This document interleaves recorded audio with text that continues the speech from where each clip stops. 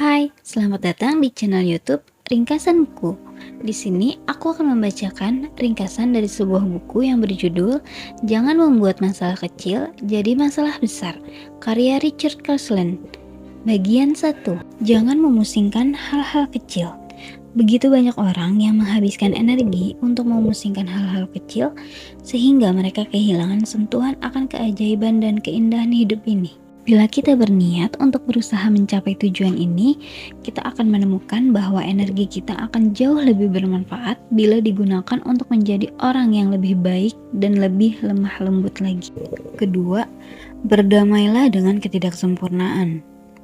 Kebutuhan menjadi sempurna dan keinginan untuk mendapatkan ketenangan batin merupakan dua hal yang bertentangan. Bila kita ingin menjadi orang yang sempurna, kita akan terpaku pada apa yang masih kurang, dan kita juga akan memiliki dorongan untuk memperolehnya. Bila kita selalu berpikir tentang kekurangan, artinya kita tidak akan merasa puas, dan kita akan selalu merasa kecewa. Lepaskanlah diri Anda sebelum terperangkap dalam tingkah laku memaksakan sesuatu yang menurut Anda lebih baik daripada yang sudah ada. Begitu Anda berhasil menghilangkan keinginan untuk menjadi sempurna, Anda akan menemukan keindahan dalam hidup Anda. Ketiga, hilangkan pikiran bahwa orang yang santai dan lemah lembut tidak dapat meraih prestasi tinggi. Ketakutan dan pikiran kalut membutuhkan energi yang luar biasa besar dan dapat menghilangkan kreativitas serta motivasi dalam hidup kita. Bila kita penuh kecemasan dan ketakutan, secara harfiah kita akan kehilangan potensi terbesar dalam diri kita. Belum lagi kenikmatan hidup itu juga akan hilang dalam hidup kita ini. Keempat, berhati-hatilah pada efek bola salju pikiran kamu. Teknik yang efektif untuk menjadi lebih tenang adalah menyadari bahwa berpikir negatif dan selalu merasa tidak aman akan cepat sekali membuat kita lepas kendali.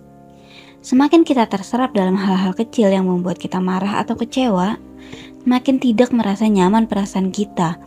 Satu pikiran menambah berat pikiran lainnya, dan begitu pun seterusnya, sampai akhirnya kita merasa sangat terganggu.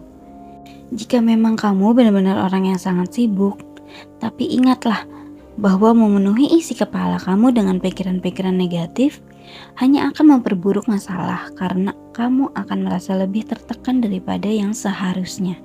Kelima, perbesar rasa peduli kamu. Tidak ada yang membantu memperluas sudut pandang kita selain kita memperbesar rasa peduli kita kepada orang lain. Peduli berarti bersimpati kepada orang lain.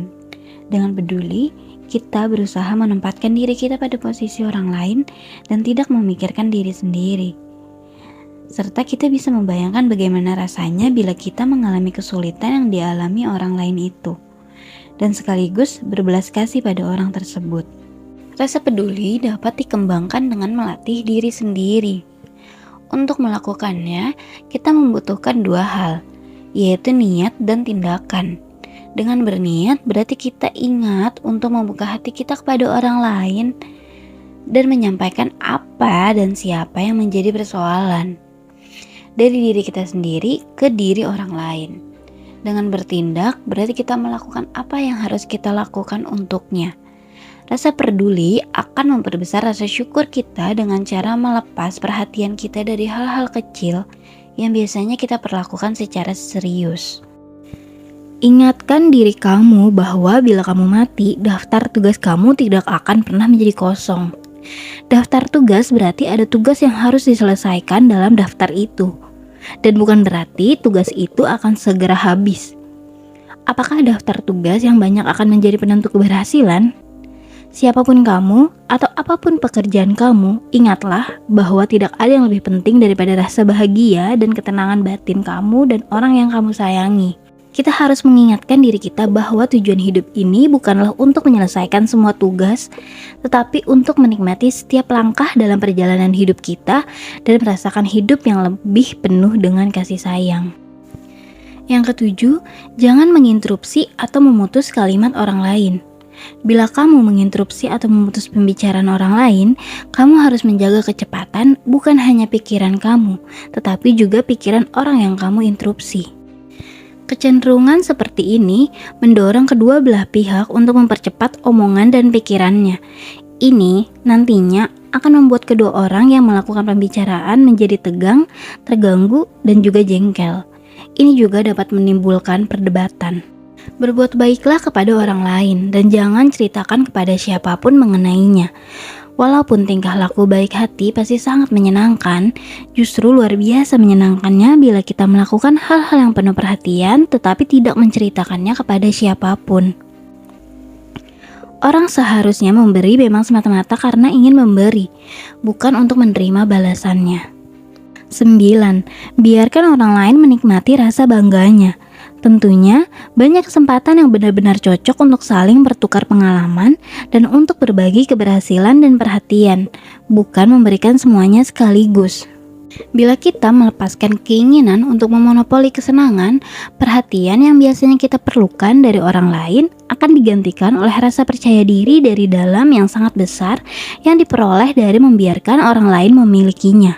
10. Belajarlah untuk hidup di masa sekarang. Ukuran ketegangan pikiran kita ditentukan oleh seberapa jauh kita mau hidup di masa sekarang, terlepas dari apa yang terjadi kemarin atau tahun lalu, dan apa yang bisa atau tidak bisa terjadi esok hari. Masa sekarang adalah tempat di mana kita berada. Saat ini adalah satu-satunya waktu yang kita miliki, dan satu-satunya waktu yang dapat kita kendalikan. Bila perhatian kita adalah pada saat ini, kita dapat mengusir rasa takut dari pikiran kita. Untuk memerangi rasa takut, strategi yang terbaik adalah membawa perhatian kita kembali ke masa kini. 11. Bayangkan setiap orang sudah mendapatkan pencerahan kecuali kamu. Tugas kita adalah berusaha mengetahui apa yang hendak diajarkan orang-orang dalam hidup kita. Kamu akan menemukan bahwa bila melakukan hal ini, kamu tidak mudah jengkel, terganggu, dan frustasi karena tingkah laku dan kekurangan orang. Kita dapat menyikapi hidup dengan cara ini, dan bila melakukannya, kita tidak akan menyesal telah melakukannya. 12. Berilah kesempatan kepada orang lain untuk mengklaim dirinya benar. Menjadi yang benar, mempertahankan pendapat kita akan menghabiskan banyak energi mental dan seringkali membuat kita dikucilkan oleh orang-orang. Perlu dianggap benar atau artinya perlu menganggap orang lain salah membuat orang lain menjadi defensif dan membuat kita tertekan karena harus bertahan.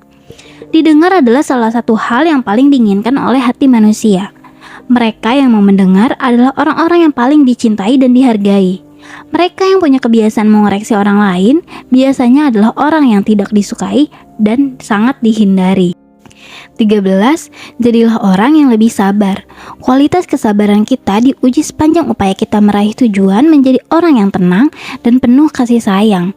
Semakin sabar, kita semakin dapat menerima hidup ini apa adanya, bukan semakin memaksakan hidup ini persis seperti yang kita hendaki.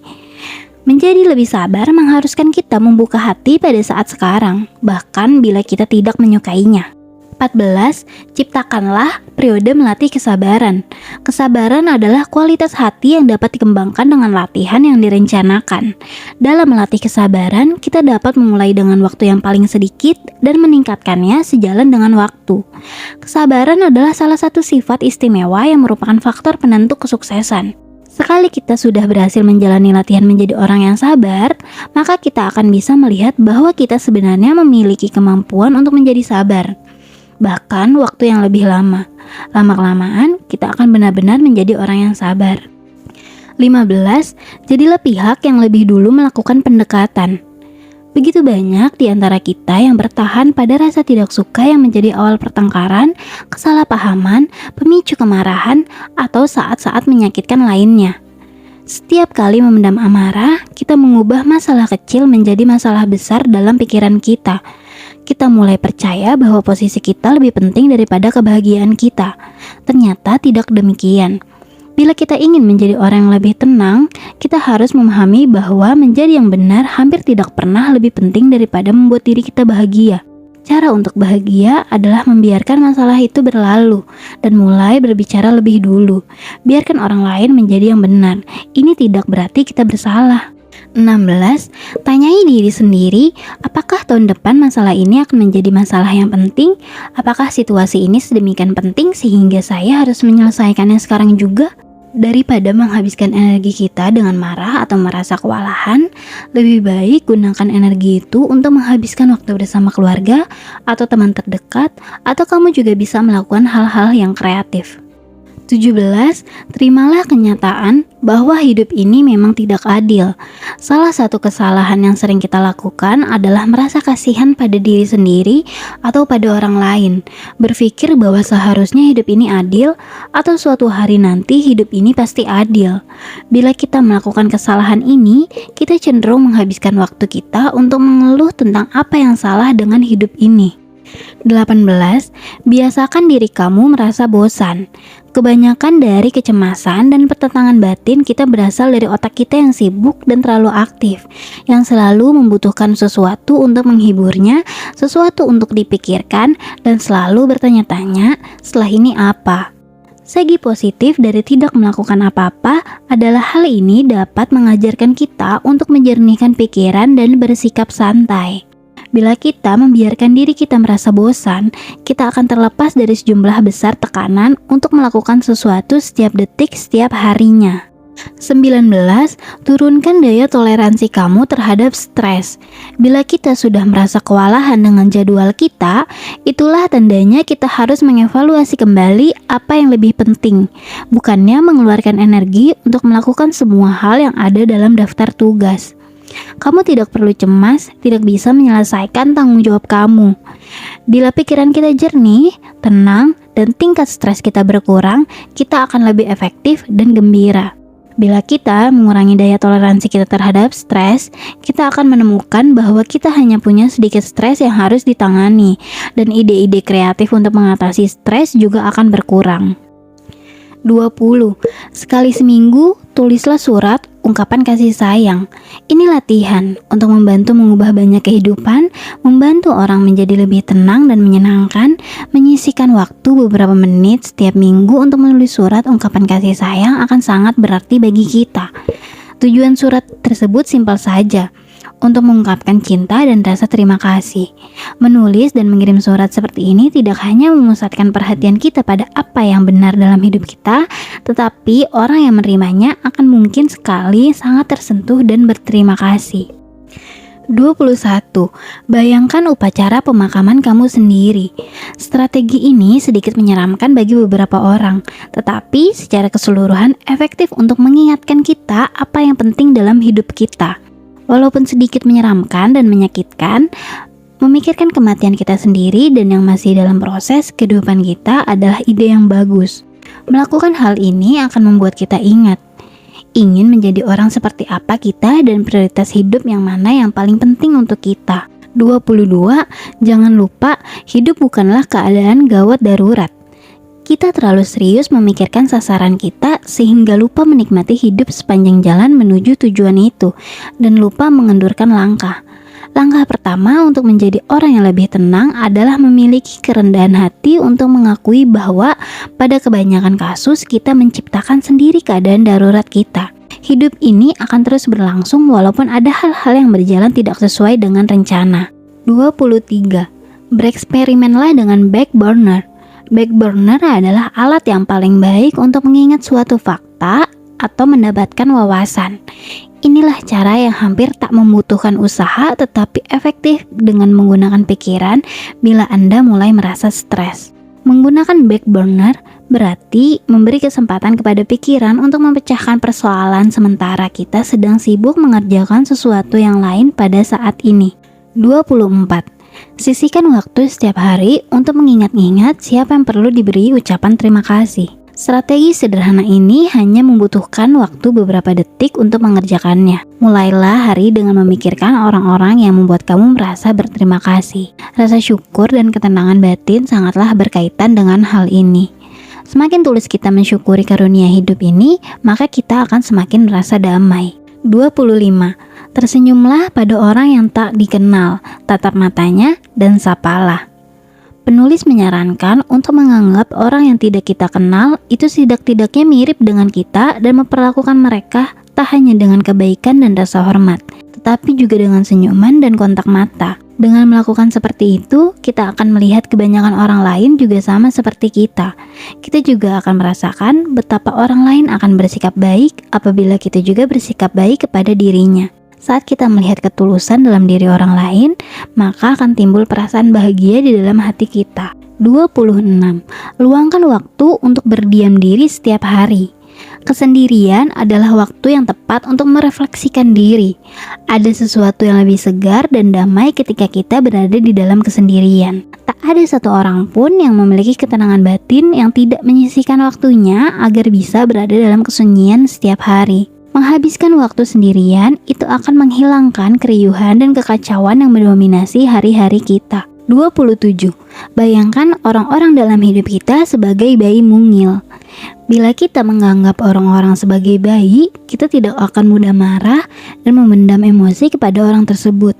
Dan bila tujuan kita adalah ingin menjadi orang yang tentram dan dicintai, kita tentunya tak ingin memendam perasaan negatif pada orang lain. 28. Cari tahu dulu supaya mengerti. Ini adalah jalan pintas untuk menjadi orang yang lebih puas, dan kita mungkin juga akan menjadi lebih efektif. Bila kita menghendaki komunikasi yang berkualitas dan memuaskan, yang memperkaya kita dan orang lain, pemahaman akan orang lain adalah hal yang paling penting. Mencoba mengerti lebih dulu bukanlah persoalan siapa yang salah dan siapa yang benar, tapi filosofi komunikasi yang efektif. 29. Jadilah pendengar yang baik. Mendengarkan dengan efektif lebih dari sekedar menghindari melakukan kebiasaan buruk menginterupsi pembicaraan seseorang atau menghentikan kata-katanya. Memperlambat respon yang akan menjadikan kita seorang pendengar yang lebih baik akan membantu kita menjadi orang yang lebih tentram. Ini akan menghilangkan tekanan dalam diri kita. 30. Pilihlah pertempuran Anda dengan bijaksana. Hal kecil yang tidak sesuai dengan rencana kita akan menjadi persoalan besar bila tujuan kita adalah segala sesuatu berlangsung dengan cara yang kita sukai. Cara yang lebih menenteramkan untuk hidup adalah memutuskan secara sadar pertempuran mana yang layak diperjuangkan dan mana yang lebih baik ditinggalkan. 31. Berhati-hatilah dengan suasana hati kamu dan jangan biarkan diri kamu dipermainkan oleh suasana hati yang buruk. Suasana hati yang buruk bukanlah saat yang tepat untuk menganalisis hidup kita. Melakukannya sama saja dengan bunuh diri emosional. Bila kita memiliki masalah, masalah itu akan tetap ada bila keadaan pikiran kita membaik. Kiatnya adalah merasa bersyukur akan suasana hati yang buruk. Jangan menanganinya terlalu serius. Lain kali, bila kamu merasa suasana hati kamu sedang buruk, karena alasan apapun, ingatkan diri kamu, ini akan segera berlalu. Pasti.